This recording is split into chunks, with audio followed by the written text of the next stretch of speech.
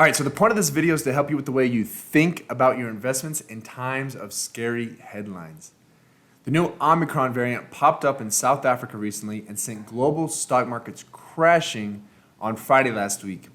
And this week, there's a lot of uncertainty surrounding it, especially pertaining to the market.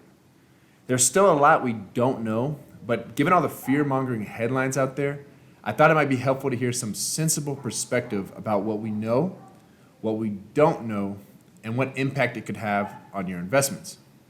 Now first, as a general rule, when you see an alarming headline, I want you to remember something. Writers of online news articles are professionals at getting you to click, so it serves them to be as alarming as possible. Often, when you read the article, it's not nearly as bad as it seems in reality. Headlines with phrases like, the Omicron variant is very concerning, or that it could evade vaccines, or that it could transmit faster than Delta, they need to be taken in context. It's all speculation at this point. So briefly, we'll focus on what matters and start with what we know, and more importantly, what we don't know, and then explain some of the potential investment implications depending on how things play out here in the future. Now, there are three things that really matter with respect to the impact the Omicron variant could have on your investments. Number one, how fast does it transmit? Number two, how well do vaccines work against it? And number three, how severe are the symptoms people get from it? So let's start with number one, with the pace of transmission. Now, it looks to spread very fast, but we simply don't know yet. If it spreads faster than Delta, it's likely to become the dominant variant around the world. If not, it's not likely to supplant Delta, and we don't have much to worry about. Now, if it does overtake Delta, that's still not necessarily a bad thing.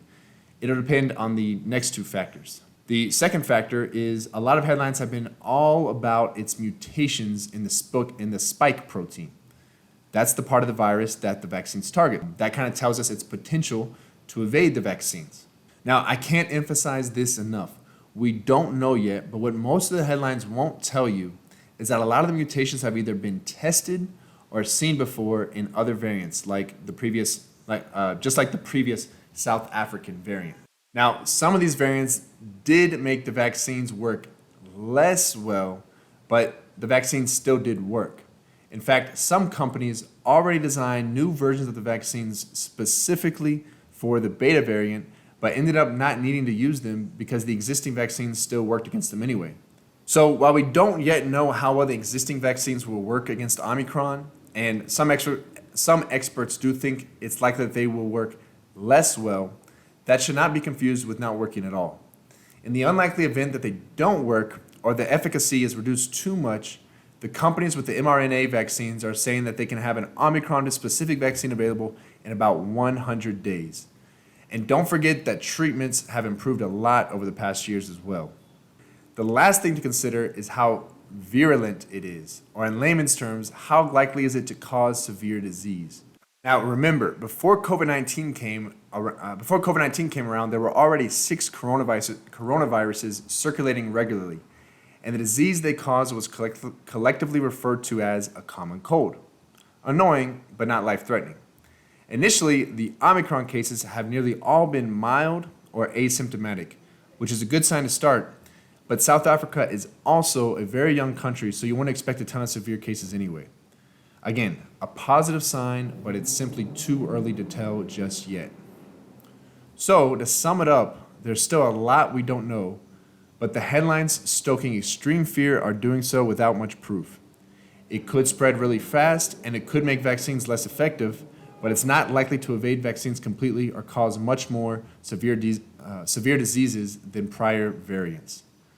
Thus, the medium-term impact on the markets could be more muted than last Friday's massive bloodbath might suggest. Okay, so could the markets go down a lot more if it spreads faster than Delta, evades vaccines, causes more severe illnesses, which will lead to renewed global lockdowns?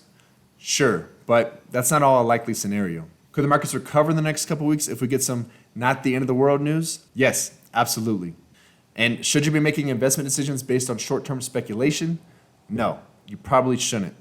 So while I don't know anyone's personal situation and I do not give financial advice on this channel, a general recommendation would be to take money out of your investment accounts when you need it, not based on headlines. Usually, the worst case scenario does not play out, and in this case, even the worst case scenario likely has a solution in about 3 to 6 months. So as an equity investor with a long-term horizon, which you should have if you're invested in equities, there are plenty of reasons to keep calm and carry on. As more information comes in, I'll be sure to keep you updated if anything changes.